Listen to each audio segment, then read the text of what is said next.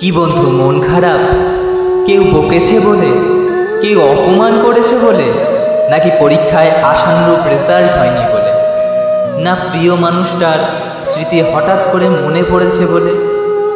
সে যে বিষয়েই মন খারাপ হোক না, আমার কাছে এমন একটা রাস্তা জানা আছে, সেই রাস্তায় চললে দেখবে মনটা অনেক হালকা হয়ে যাবে। আমার যখন মন খারাপ হয়, আমি তখন সেটারই আশ্রয় নিয়ে থাকি। দেখো বন্ধু, আমাদের যখন মন খারাপ হয় তখন মনটা ভালো করার একটাই অপশান থাকে, সেটা হলো আমাদের কি কারণে মন খারাপ সেটার বহিঃপ্রকাশ করা।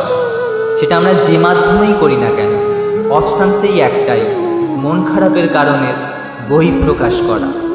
তাই বলছি বন্ধু, মন খারাপ হলে কোনো স্মৃতি তোমাকে কুড়ে কুড়ে খেলে সেটার বহিঃপ্রকাশ ঘটাও, নাহলে সব কিছু মনে চেপে রাখতে রাখতে দেখবে একদিন মানসিক সমস্যার সম্মুখীন হয়ে যাবে তুমি।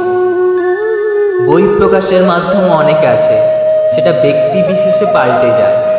আমার যখন মন খারাপ হয় তখন আমি আমার লেখার মাধ্যমে, নিজের কোনো বন্ধুকে কথাগুলো শেয়ার করার মাধ্যমে মন খারাপের বহিঃপ্রকাশ ঘটাই, তখন আবার মনটা হালকা হয়ে যায়।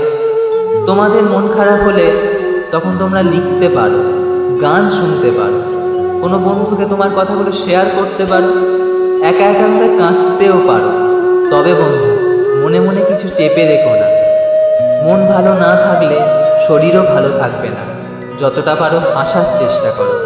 শেষে আর একটা কথা বলি বন্ধু, জীবনে যতই কঠিন পরিস্থিতি আসুক না কেন, আর যাই করো, কোনোদিন সেই পথে হেঁটো না যে পথে একবার হাঁটা শুরু করলে হাজার চেষ্টা করলেও আর ফিরে আসা যায় না।